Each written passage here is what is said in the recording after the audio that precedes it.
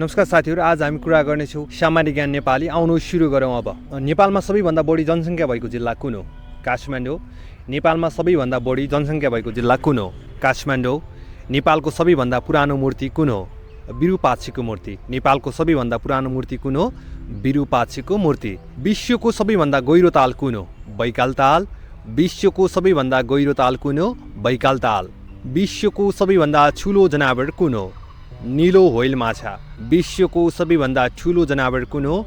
नीलो व्हेल माछा। नेपालको सबैभन्दा अग्लो स्थानमा फुल्ने फुल कुन हो? स्टेलेरिया डेकुम्बन। नेपालको सबैभन्दा अग्लो स्थानमा फुल्ने फुल कुन हो? स्टेलेरिया डेकुम्बन। नेपालको सबैभन्दा अग्लो स्थानमा रहेको मन्दिर कुन हो? मुक्तिनाथ मन्दिर। नेपालको सबैभन्दा अग्लो स्थानमा रहेको मन्दिर कुन हो? मुक्तिनाथ मन्दिर। नेपालको सबैभन्दा अग्लो स्थानमा रहेको गुम्बा कुन हो? स्याङबोचे गुम्बा। नेपालको सबैभन्दा अग्लो स्थानमा रहेको गुम्बा कुन हो? स्याङबोचे गुम्बा। नेपालको सबैभन्दा अग्लो स्थानमा रहेको राष्ट्रिय निकुञ्ज कुन हो? सगरमाथा राष्ट्रिय निकुञ्ज। नेपालको सबैभन्दा अग्लो स्थानमा रहेको राष्ट्रिय निकुञ्ज कुन हो? सगरमाथा राष्ट्रिय निकुञ्ज। नेपालको सबैभन्दा अग्लो स्थानबाट सुरु भएको नदी कुन हो? अरुण नदी। नेपालको सबैभन्दा अग्लो स्थानबाट सुरु भएको नदी कुन हो? अरुण नदी। नेपालको सबैभन्दा अग्लो स्थानमा रहेको विमानस्थल कुन हो? स्याङबोचे विमानस्थल। नेपालको सबैभन्दा अग्लो स्थानमा रहेको विमानस्थल कुन हो? स्याङबोचे विमानस्थल। नेपालमा सबैभन्दा बढी जाडो हुने ठाउँ कुन हो? मुस्ताङ। नेपालमा सबैभन्दा बढी जाडो हुने ठाउँ कुन हो? मुस्ताङ। नेपालको सबैभन्दा अग्लो मन्दिर कुन हो? भक्तपुरको न्यातपोल मन्दिर। नेपालको सबैभन्दा अग्लो मन्दिर कुन हो? भक्तपुरको न्यातपोल मन्दिर। नेपालको सबैभन्दा अग्लो स्तम्भ कुन हो? अशोक स्तम्भ, जुन लुम्बिनीमा रहेको छ। नेपालको सबैभन्दा अग्लो स्तम्भ कुन हो? अशोक स्तम्भ। नेपालमा सबैभन्दा बढी गर्मी हुने ठाउँ कुन हो? नेपालगञ्ज। नेपालमा सबैभन्दा बढी गर्मी हुने ठाउँ कुन हो? नेपालगञ्ज। नेपालमा निजामती सेवा दिवस कहिले मनाइन्छ? भदौ 22 गते। नेपालमा निजामती सेवा दिवस कहिले मनाइन्छ? भदौ 22 गते। नेपालमा राष्ट्रिय धान बाली दिवस कहिले मनाइन्छ? असार 15 गते। नेपालमा राष्ट्रिय धान बाली दिवस कहिले मनाइन्छ? असार 15 गते। कफी दिवस कहिले मनाइन्छ? मङ्सिर 1 गते। कफी दिवस कहिले मनाइन्छ? मङ्सिर 1। नेपालमा नर्सिङ दिवस कहिले मनाइन्छ? माघ 15। नेपालमा नर्सिङ दिवस कहिले मनाइन्छ? माघ 15। नेपालमा सामाजिक सेवा दिवस कहिले मनाइन्छ? असोज 6 गते। नेपालमा सामाजिक सेवा दिवस कहिले मनाइन्छ? असोज 6 गते। नेपालमा संविधान दिवस कहिले मनाइन्छ? असोज 3 गते।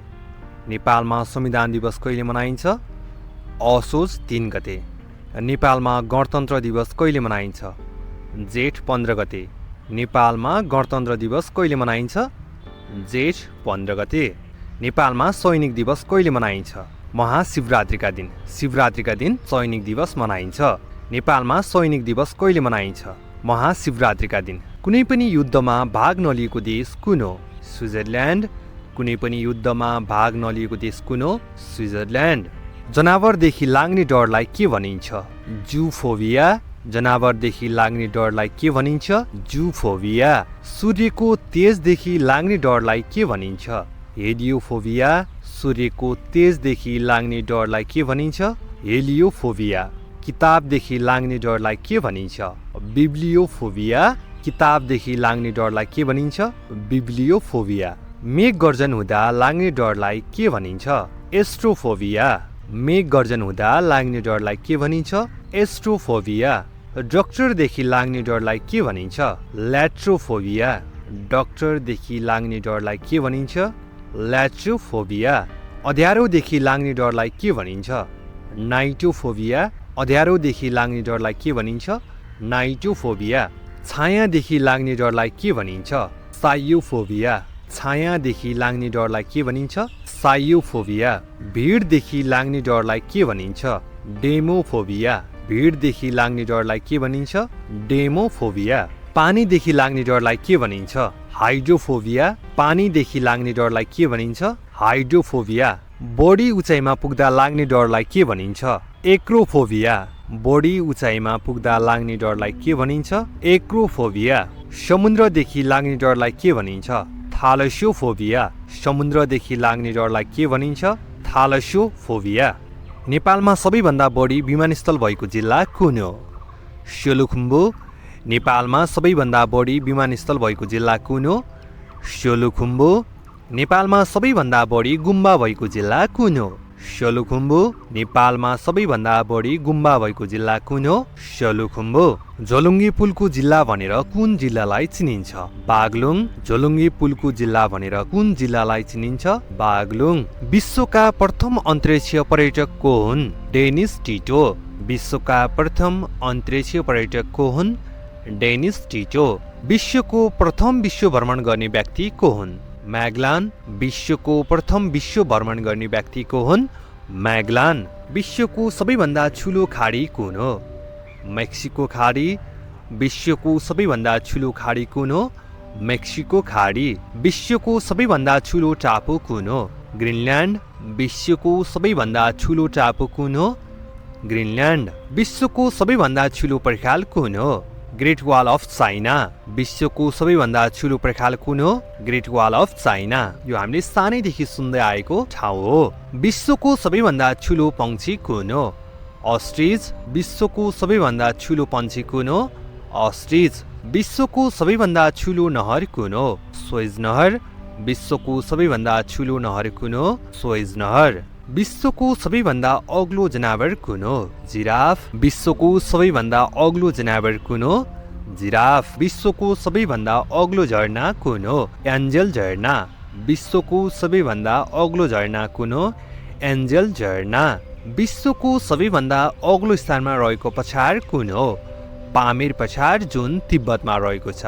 विश्वको सबैभन्दा अग्लो स्थानमा रहेको पछाड कुन हो? पामेर पछाड, जुन चीनको स्वशासित क्षेत्र तिब्बतमा रहेको छ।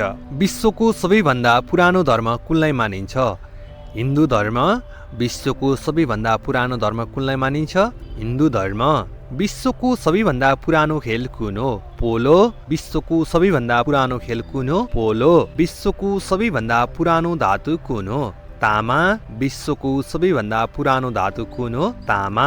विश्वको सबैभन्दा बढी टापु भएको देश कुन हो? इन्डोनेसिया।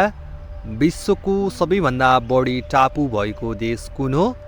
इन्डोनेसिया। विश्वको सबैभन्दा बढी जङ्गल भएको देश कुन हो? ब्राजिल। विश्वको सबैभन्दा बढी जङ्गल भएको देश कुन हो? ब्राजिल। विश्वको पाँचौं ठुलो महादेश कुन हो? युरोप महादेश। विश्वको पाँचौं ठुलो महादेश कुन हो? युरोप महादेश। एसिया र युरोपलाई छुट्याउने पर्वतको नाम के हो? युराल पर्वत। एसिया र युरोपलाई छुट्याउने पर्वतको नाम के हो? युराल पर्वत। विश्वमा सबैभन्दा बढी साइकल चलाउने देश कुन हो? चीन। विश्वमा सबैभन्दा बढी साइकल चलाउने देश कुन हो? चीन। नेपालमा राष्ट्रपतिको कार्यकालको समय अवधि कति वर्षको हुन्छ? 5 वर्ष। नेपालमा राष्ट्रपतिको कार्यकालको समय अवधि कति वर्षको हुन्छ? 5 वर्ष। मार्क्सवादको जन्म कुन शताब्दीमा भएको हो? 19औं शताब्दी। मार्क्सवादको जन्म कुन शताब्दीमा भएको हो? 19औं शताब्दी। अन्तरिक्षमा कृत्रिम उपग्रह प्रक्षेपण गर्ने विश्वको प्रथम देश कुन हो? रसिया। अन्तरिक्षमा कृत्रिम उपग्रह प्रक्षेपण गर्ने विश्वको प्रथम देश कुन हो? रसिया। विश्वको पहिलो ठाउँ जसमा परमाणु बम खसालिएको थियो त्यस ठाउँको नाम के हो? हिरोसिमा। विश्वको पहिलो त्यस ठाउँ जसमा परमाणु बम खसालिएको थियो त्यस ठाउँको नाम के हो? हिरोसिमा। विश्वको सबैभन्दा लामो नदी कुन हो? नाइल नदी। विश्वको सबैभन्दा लामो नदी कुन हो? नाइल नदी। राडार कस्तो प्रकारको तरङ्ग हो? विद्युत चुम्बकीय तरङ्ग। राडार कस्तो प्रकारको तरङ्ग हो? विद्युत चुम्बकीय तरङ्ग। दुईवटा समानान्तर ऐनाको बीचमा कति प्रतिबिम्बहरू बन्दछ? अनन्त रूपमा बन्दछ। दुईवटा समानान्तर ऐनाको बीचमा कति प्रतिबिम्बहरू बन्दछ? अनन्त। सबैभन्दा हलुको धातु कुन हो? लिथियम। सबैभन्दा हलुको धातु कुन हो? लिथियम। ध्वनिको गति सर्वाधिक बढी कुन ठाउँमा प्रसार हुन्छ? पानीमा। ध्वनिको गति सर्वाधिक बढी कुन ठाउँमा प्रसार हुन्छ? पानीमा। ब्याट्री बनाउन कुन अम्लको प्रयोग गरिन्छ? सल्फ्युरिक अम्ल। ब्याट्री बनाउन कुन अम्लको प्रयोग गरिन्छ? सल्फ्युरिक अम्ल। तत्काल शक्तिको लागि खेलाडीहरूले कुन चिजको उपयोग गर्छन्? ग्लुकोज। तत्काल शक्तिको लागि खेलाडीहरूले कुन चिजको उपयोग गर्छन्? ग्लुकोज। मानव विकास सूचाङ्क कुन अर्थशास्त्रीको प्रतिपादन हो? महबुब उल हक। मानव विकास सूचाङ्क कुन अर्थशास्त्रीको प्रतिपादन हो? महबुब उल हक। बन्द अर्थव्यवस्था बारेमा तपाईँ के बुझ्नुहुन्छ? आयात र निर्यात बन्द हुनु। बन्द अर्थव्यवस्था बारेमा तपाईँ के बुझ्नुहुन्छ? आयात र निर्यात बन्द हुनु। व्यवसाय अन्तर्गत समग्रमा कुन कुन कुराहरू पर्दछन्? व्यापार, वाणिज्य र उद्योग। व्यवसाय अन्तर्गत समग्रमा कुन कुन कुराहरू पर्दछन्? व्यापार, वाणिज्य र उद्योग। बेलायतमा गृहयुद्ध कति वर्षसम्म चलेको थियो? 7 वर्ष। बेलायतमा गृहयुद्ध कति वर्षसम्म चलेको थियो? 7 वर्ष। सबैभन्दा पहिलो कम्प्युटरको नाम के हो? इनेक। सबैभन्दा पहिलो कम्प्युटरको नाम के हो? इनेक। आधुनिक कम्प्युटरको खोज सर्वप्रथम कहिले भएको हो? सन् 1946। आधुनिक कम्प्युटरको खोज सर्वप्रथम कहिले भएको हो? सन् 1946। 1 मेगाबाइटमा कति बाइटको बराबर हुन्छ? 1024 किलोबाइट। 1 मेगाबाइटमा कति बाइट बराबरको हुन्छ? 1024 किलोबाइट। 1 गिगाबाइट कति बराबरको हुन्छ? 1024 मेगाबाइट। 1 गिगाबाइट कति बाइटको बराबर हुन्छ? 1024 मेगाबाइट। कम्प्युटरको सेन्ट्रल प्रोसेसिङ युनिटको काम के हो? गणना र प्रोसेसिङ गर्नु। कम्प्युटरको सेन्ट्रल प्रोसेसिङ युनिट सीपीयू को काम के हो? प्रमुख काम गणना र प्रोसेसिङ गर्नु। कम्प्युटरलाई कुन प्रकारको बुद्धिको उपनाम दिइन्छ? कृत्रिम बुद्धि। कम्प्युटरलाई कुन प्रकारको बुद्धिको उपनाम दिइन्छ? कृत्रिम बुद्धि। कम्प्युटरमा डेटा भनेर के बुझ्नुपर्छ? चिन्ह वा संख्यात्मकको सूचना। कम्प्युटरमा डेटा भनेर के बुझ्नुपर्छ? चिन्ह वा संख्यात्मकको सूचना। आजलाई यति नै। हेरेर साथ दिनुभएकोमा सम्पूर्ण साथीहरूलाई धन्यवाद। नमस्कार।